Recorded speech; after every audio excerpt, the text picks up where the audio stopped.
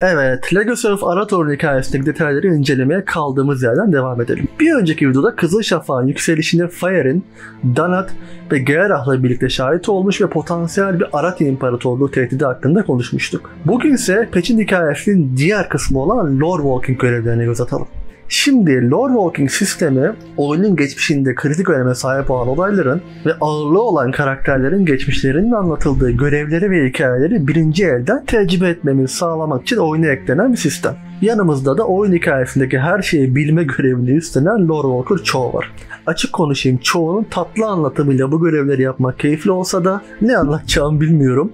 Yani Arthas'ın hikayesi zaten bilinen ve şu anki mevzulara en ufak etkisi olmayan bir şey. Xal'atath ve Ethereal hikayelerinde tamamını olmasa bile bu kanalda defalarca kez anlattım. Hatta aslında Arthas'ın hikayesini Jaina videosunda dolaylı olarak anlattım zaten. Ama sanırım hoşuma giden birkaç şey göstermek için o hikayeye değinir. Daha sonra da Ethereal ve Xal'atath görevlerinde dikkatimi çeken şeylere vurgu yaparım.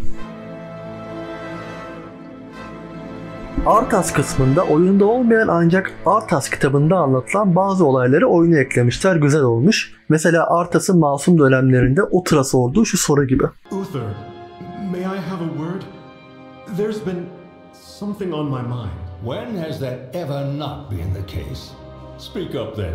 I've trained hard as a Knight of the Silver Hand, done my best to be a Paladin of the Light, but I'm still also Prince of Lordaeron. And one day, I'll be king. What happens if, at some point, those two duties conflict with each other? Which one wins? Ha! Well, I know much of knighthood and little of royalty, but I do know what it's like to stand at a crossroads. My advice to you is this. All you can do is look down the paths in front of you and do your best to see what lies ahead. Only then can you decide which path will best serve your people in the end. For that is the duty of both Prince and Paladin. Look down the path and see what lies ahead? That's your great advice? I can impart many a lesson, my boy, but experience will always be the better teacher. Now go on, your future awaits. Ya otur bir sik Allah aşkına, tavsiyeye bak. Zavallı Arthas'ın akıl hocasına bak. Gencecik çocuk, kafası karışık. Ben bir şey diyemem. Tecrübe en iyi hocadır ne lan? Bunu ben de derim. Çocuk da diyor zaten. Bu mu senin bilgi nasihatın diye. Ya bazen düşünüyorum, acaba Uther mı yoksa Obi-Wan mı daha kötüydü rehber olarak? Tüm bu hikayede dikkat çekmek istediğim, hoşuma giden detay şu oldu ayrıca. Arthas soruyor ya hani, ben bu iki görevi aynı anda nasıl yürütebilirim ki diye. Hem kral olmak hem de Paladin olmak. Aslında bunu başardı ancak sapkın bir şekilde. Aynı anda hem Death Knight hem de Lich King olarak bunu başardı maalesef. Arthas truly gone. Did only the Lich King remain? It is not for me to say. Bunun cevabı hala net olmasa da size Jaina videosunda bahsetmiştim. Lich King her şeye rağmen Jaina'nın hayattayken ona verdiği madalyonu saklamış. Yani Arthas'ın bir parçası hala oradaydı. Arthas hikayesinden son olarak şu detayı vereyim. Hiçbir noktada, hiçbir şekilde Jailer'a dair en ufak bir ima yok. Ki şurada bahsetmiştim. Zovaal her şey nasıl salça oldu diye. Hikayesine doğrudan etki etti Arthas anlatırken hiçbir şekilde adını geçirmediler. Haberiniz olsun. Who are the Ethereals? Enshrouded in mystery. We first encountered them in Outland, but that was not where they originated.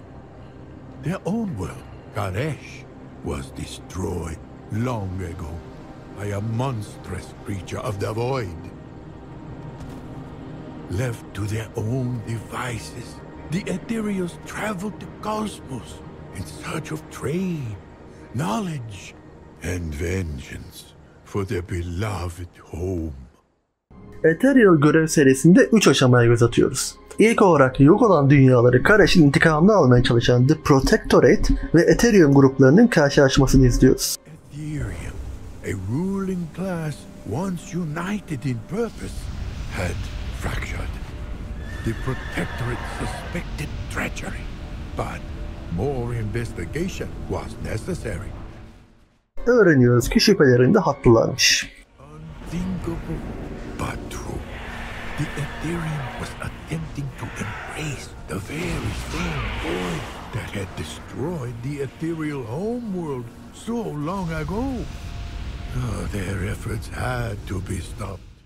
Dünyaların intikamını almaya yemin eden Ethereum grubu tahminen çağlar içerisinde yozlaştılar. Ve Ethereal dünyasının Ethereal'ların kralı Nexus King Salhadar'ı da burada öldürüyoruz çünkü yozlaşmış. Fakat kendisi yeni raid'de Dimensious'tan önceki boss. Aklınızda olsun. Görev serisinin sonunda da daha önce birkaç kez bahsettiğim gibi yanımızdaki Ethereal'larla beraber Dimensious'un fiziksel evrendeki bu hafif versiyonunu mağlup edip kovuyoruz. Yani yanımızda 10 tane Ethereal'la pıt pıt vurarak nasıl yaptığımızı sormayın. Burning Crusade hikayesinden bahsediyoruz. Çok sorgulamayın. The Ethereum may have sought the void for the sake of power, but one Ethereal learned to wield it for more altruistic purposes. At least he would have us believe. We first met Locust Walker on Argus, where he reunited with his former student, Alleria Windrunner. Çoğunun ses tonundaki değişim çok hoşuma gitti orada. Bizden buna inanmamızı bekliyordu derkenki hafif kızgınlık ve yolumuz tabii ki hiçlik hikayesi için hazırlanan Alleria ile de kesişecekti. Şimdi bu hikayeyi daha önce defalarca kez anlattım farklı videolarda ama artık Blizzard bu görev serisine tam Ghost of Karesh öncesi göze sokmak istemiş demek ki. O yüzden tekrar belli kısımlara göz atalım. I need to finish what I started, Locust Walker. Can you though? With your attachments? What are you talking about? Why, your mate, of course. How does he feel about your choices? Thoralion trusts me to make hard decisions, and I him. I am not talking about trust. How can you expect to embrace the shadow with the light shining so brightly at your side? Without the light, there is no shadow, teacher.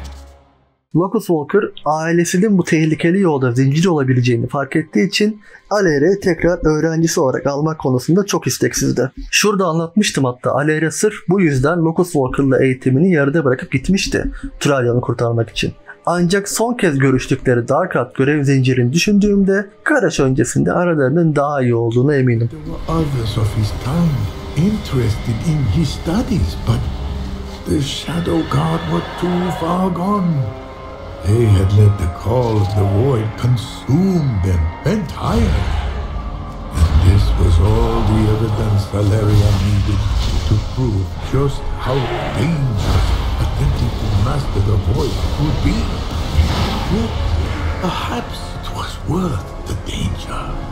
Shadow God Ethereal'ların 10.2.7 görevleri sırasında da Undermine hikayesi sırasında da görmüştük. Alleria'nın yolunun sürekli kesiştiği, hiçliğe tamamen teslim olmuş Ethereal'lardı bunlar.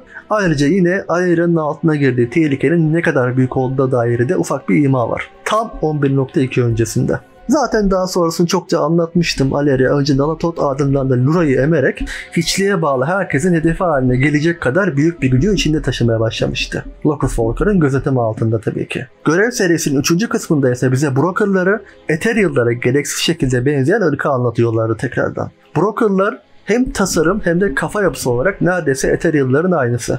Enerjiye dönüşmüşler, çıkarcılar ve her zaman kazanç elde etme peşindeler. Ancak Ethereal'lardan biraz farklı olarak kartellere ayrılmışlar. Hatta işi o kadar ticarete dökmüşler ki Shadowlands içerisinde Tazavesh adında uçan bir pazarları var. Egzotik garip grup şeyleri sattıkları. Fakat burada asıl önemli olan özel bir broker'dı. Shadowlands boyunca bize bol bol ayak işlerini yaptıran bir broker. Venari. Zoval'ın Kortia'yı Shadowlands'taki sözde sırlar şehrine MoV'a bağlamasının ardından Venari bunu fırsata çevirip bulabildiği tüm ilginç ve kadim eşyaları toplamaya girişmişti. Biz de tabii ki Venari'ye yardım edip bu eşyalarla dolu çantasını onun için taşımıştık. Oh dear, I seem to have left my bag in that musty cave. Retrieve it for me and we shall depart. Venari was unusual indeed. She resided in the Maw, the darkest, most dangerous part of the realm of death. Still, an alliance was built with her over time. And although it was unlikely she would call anyone friend, those that did her the most favors were the ones most favored in turn. Evet, Shadowlands boyunca Venaria'ya ne kadar yardım eder, ayak işlerini ne kadar yaparsak Maul'da ilerlememiz, işlerimizi halletmemiz o kadar kolaylaşmıştı. Herkesin tüylerini ürperten Maul'da kendini gizleyip takılabiliyordu Venaria ama tabii en büyük önceliği gizli kalabilmekti. Venaria o çantanın kimin için olduğunu sorduğumuzda soruyu geçiştirmişti bu arada. Bu hikayeyi güzel güzel dinlerken tam karşımıza bir broker'ın geldiğini fark ediyoruz. Who is this? An excellent tale and pertinent. Venari has need of your aid, hero. Sohbetinizi böldüğüm için üzgünüm ölümlü ancak muhabbetiniz Venari'nin dikkatini çekti. Çok şey duyan bir neticede, özellikle adının geçtiği şeyleri. Locus Walker'a göndermen için bir eşya getirdim. Telogryph'te takılan bir Ethereal. Sanırım sizin şu Void harfleriniz de orada yaşıyormuş. Venari adının geçtiğini fark etmiş. Bunu okuyunca tüylerim diken diken olmuştu. Venari rahatsız edici derecede gizemli ve aslında yani Dreadlord'lar kadar tekinsiz aslında. Öyle söyleyeyim. Telegrus Rift'e geçtiğimizde görüyoruz ki Shadowguard Ethereal'ları yine Telegrus'a saldırmış. Başımızdan savuyoruz. Senin yanında bu cihaza bir broker mı gönderdi? Onu sana yollayan da Venari miymiş? Bu hiç ayrı alamet değil. Locus Walker bile tedirgin oluyor Venari'nin adı geçince. As I suspected, the Shadowguard are after you as well? I have not seen you since the destruction of our world, as I preferred it. Such fangs, Locus Walker. You wound me. Yet unfortunate as it may be, it seems we must work together one last time. Come, we have much to discuss. As for you, my capable courier, return to your storyteller with my thanks. Venari'yi kimse sevmiyor cidden. Hani Locus Walker'ı bile kendinden tiksindirecek ne yapmış olabilirsin yani? Bu arada bu sorduğum sorunun cevabının 11.2 hikayesinde olduğuna eminim ama çokça dediğim gibi spoilerlara bakmamaya çalışıyorum. Ne olur bir şey yazmayın. Ayrıca Venari'nin ve brokerların güya dete bağlı canlılar olarak devamlı Void portalları açabilmeleri de dikkatimi çekti, onu söyleyeyim. Sirius and the brokers both hail from Karesh? Is it possible they were once one people? Oh, fascinating. Although the Ethereals are not the most forthcoming, their history is one of survival in the face of horrors beyond imagining. Their world was destroyed, yet they still managed to thrive. Perhaps one day we will learn more of their story, but for now, we must admire their resilience and strive for it ourselves. Ve böylece son hikayemize geçelim. The most cunning foes wait until you are desperate. They offer solutions you cannot afford to refuse. When the Burning Legion returned to our world, it was a desperate situation indeed. The heroes of Azeroth sought to arm themselves with the greatest weapons ever forged. Among these was Xal'atath, the blade of the Black Empire. A high priest searched far and wide for the blade. Xal'atath'ın hikayesinde şurada detaylıca anlatmıştım, o yüzden tekrar hızlıca özetleyip asıl ilginç kısma, son kısma geçeceğim. Twilight Hammer liderlerinden biri Xal'atath'ı bıçağı bulmuş ve amacı da Tyr'in mezarına gizlenen Zakaj'ın gücünü emmek için kullanmaya çalışmak. Zakaj, Keeper Tyr'in kadim zamanlarda mağlup etmek için kendini feda ettiği çok güçlü bir Oldguard generali. Çok eski bir videomda bahsetmiştim. Bu elemanı bulup mağlup ettiğimizde işi bitiren Xal'atath oluyor.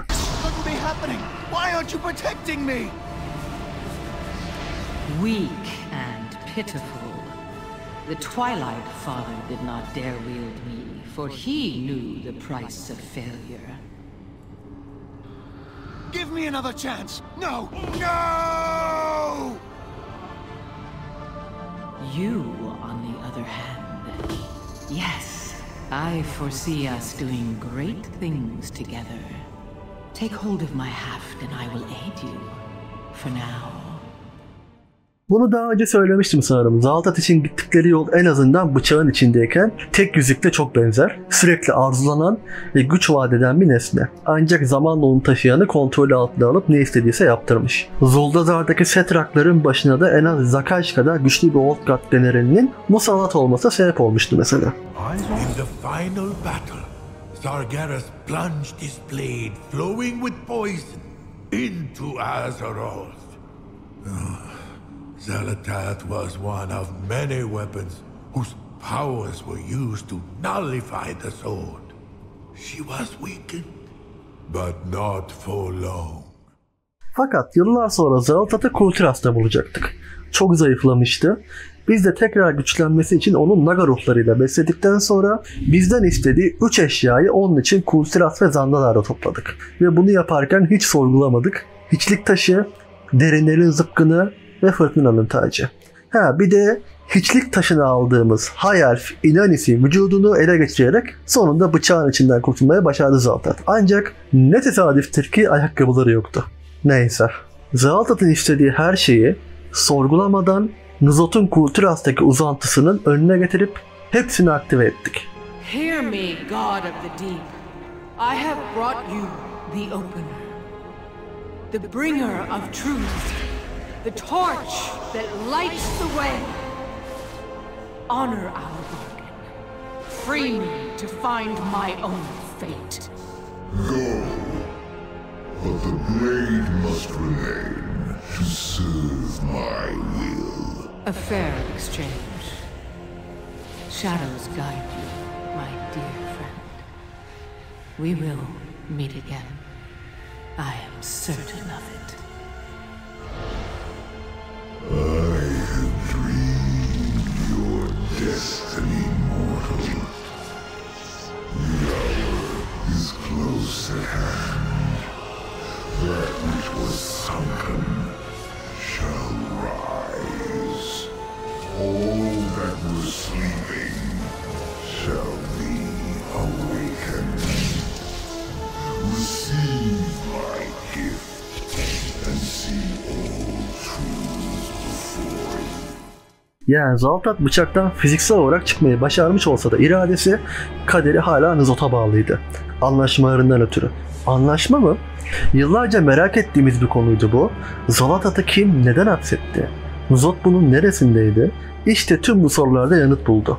Lone Wolf'un çoğunun eline Stormsong Valley'deki bir tablet geçmiş. Tablette yazanları deşifre etmesi yıllar sürmüş ancak sonunda Xal'atath'ın geçmişindeki o karanlık dönemi aydınlatmayı başarmış. This tablet is a record of a battle from long ago, when the Black Empire ruled all.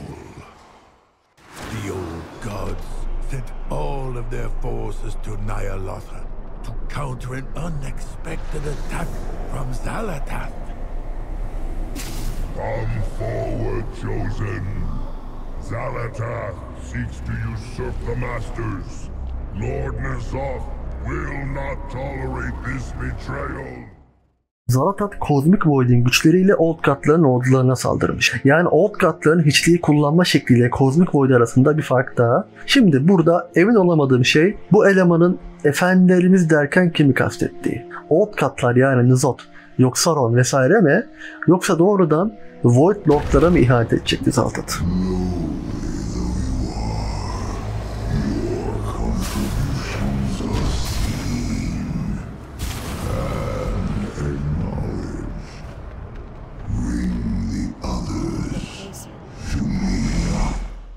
Tek tek Yisharsh, yok Sauron ve Katon'u çağırıyoruz.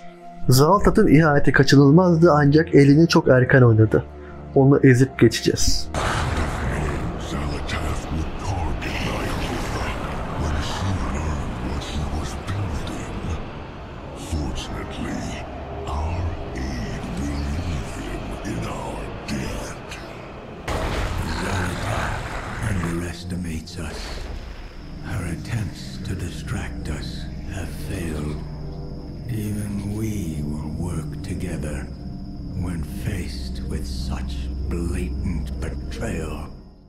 Zalatath elçi olarak Old-God'ların arasına sızmış, kendini onlardan biri gibi göstererek uzun süre hepsini oyalayıp sonunda saldırmış olabilir. Ayrıca Yisharj'ın N'Zoth bize borçlu kalacak demesi de aklınızda olsun. Ayrıca benim çok eskiden beri düşündüğüm bir ihtimal de burada doğrulandı. Demek ki Ny'alotha eskiden ima edildiği gibi tüm Old-God'ların değil, N'Zoth'un iniymiş. Yani diğerlerinin de kendi özel şehirleri olabilir. This creature, Zalatath, is not like Lord N'Zoth and his kin. She does not appreciate their power or our Black Empire. Show her the error of her ways. Zalatath, you betrayed not only the strength of the Black Empire, but the very darkness that embraced you. As punishment for your craven selfishness, you will suffer in confinement. Ny'alotha Tentacle Konseyi. Eternally sealed. You shall only watch this world as it gains untold power without you. You shall never lay claim to it. Eternally pathetic. Ulan 4 tane Old-God toplanmışsınız. Şöyle bir şey yüzünüze acınası diyor. Neyse. You are mere pestilence, parading as lords. This is not the end of the game, only the beginning. And I have all eternity to play. The last desperate cries of one who has witnessed the inevitable.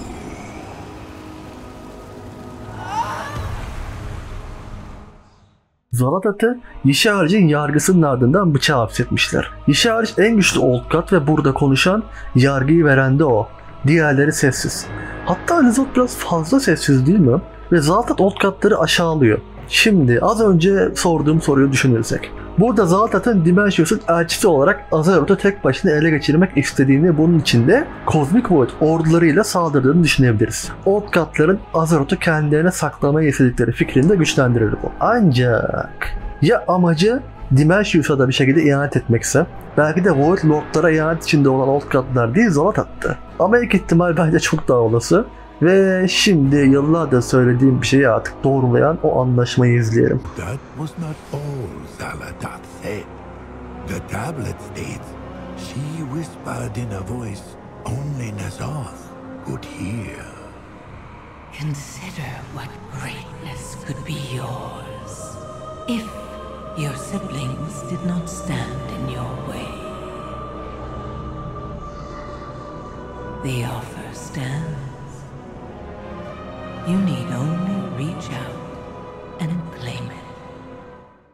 Evet, yıllardır söyledim. Zalatath'la anlaşması neticesinde bıçağın içine N'Zoth girdi ki bu zaten 2 yıl önce yayınladığım Alero teorimin ilk yarısıydı. Ve Zalatath'la N'Zoth'un bir şekilde beraber çalışıyor olma ihtimallerini de güçlendiren bir şey bu. Yine daha önce şu videolarda da bahsettiğim üzere N'Zoth, bizim kendimizi yanlışlıkla Black Empire döneminde bulmamız sayesinde bizim aracılığımızla gelecekte yaşanacakları görüp çağlar öncesinden ona göre aksiyon almış olabilir. Çünkü bizi fark ettiğinde şunları söylemişti.